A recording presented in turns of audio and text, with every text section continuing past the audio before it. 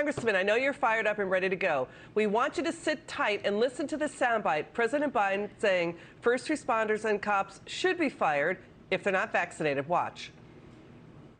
As many as 1 in 3 emergency responders in some cities like Chicago, Los Angeles, right here in Baltimore, are refusing to comply with city vaccine mandates.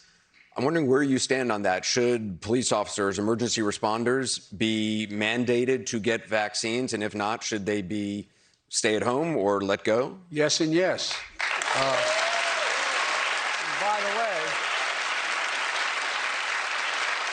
By the way, I waited until July to talk about mandating because I tried everything else possible. Okay, you know what's bothersome about this? How about the president or Anderson Cooper or any of us try to walk in the shoes of a first responder for just one day? They wouldn't want to get up the next day. How about that? Well, you know what? Just at the get-go, I have to say this is literally the worst administration and the worst majority Congress in the history of the United States of America. It is unbelievable. These men and women put their life on the line every day.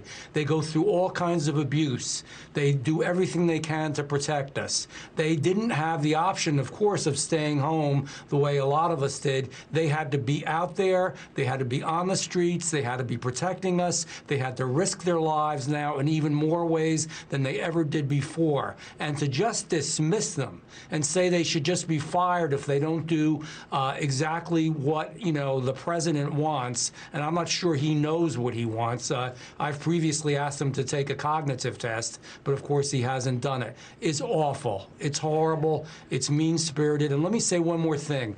This administration and this president constantly talks down to the good working men and women of this country. There is an arrogance there that is not acceptable. We work for you. Congress, the Senate, and the president work for you. You don't work for us. And we hear you loud and clear. Everybody knows about the importance of vaccines.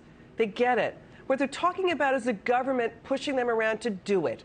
And, we get about the smallpox vaccine. We get it about the polio vaccine. What they're talking about is a vaccine with a spike protein in it that could hit their organs hard. How about talking to them instead of bullying them? And now we've got supply chain chaos is creating what the American Medical Association is calling an urgent public health crisis. The FDA is citing a shortage of 115 prescription drugs needed for COVID, cancer, and diabetes.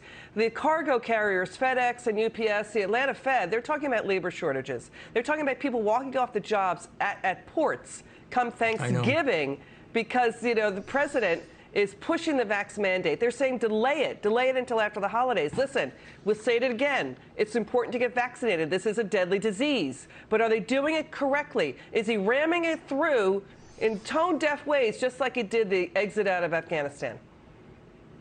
Somehow, this president and this administration is making what should be part of the cure worse than the disease, as hard as that is to believe.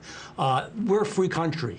We have freedom of speech. We have freedom of faith and religion. We have freedom of education, I hope still. And we also should have freedom of how we deal with our health care. I'm not anti-vaccine. I had the vaccine. I encourage people to get it. But it is their right to make that judgment and to make that decision. We are a free country. And so much of what he's doing is wrong, especially with the mandates, because Americans want to have their freedom, regardless of how they feel about the issue with the vaccine. So they're quitting their jobs when they're being forced. They're not joining the labor force when they should be. The way that he handled originally paying people more to stay home than to go out and work has also created this supply chain problem. It's a real issue. It's hurting our economy. It's hurting our future. And it's also going to hurt our health, as you heard from the AMA. These are real issues.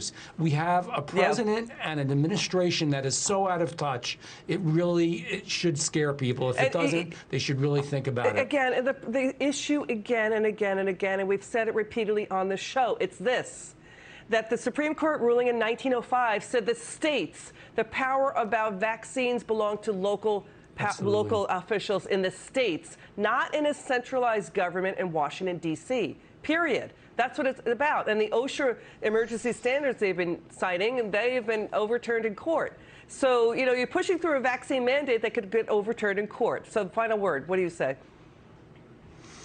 Even in New Jersey, we give people the option. There's religious exemptions, there's health exemptions. People should have the freedom to make a choice, and then we should encourage them to do the right thing. And by the way, how about if you have natural antibodies that you've developed because you have the virus? They won't even deal with that. We've sent letters. I'm in the doctor's caucus. I'm a dentist, to the CDC, and they won't even show us the courtesy for United States congressmen to get a return answer. Yeah, we don't know about antibodies. We don't know how long they last. Could be, nobody knows. So that's something that deserves exploration too. So, you know, yeah, we hear you, Congressman.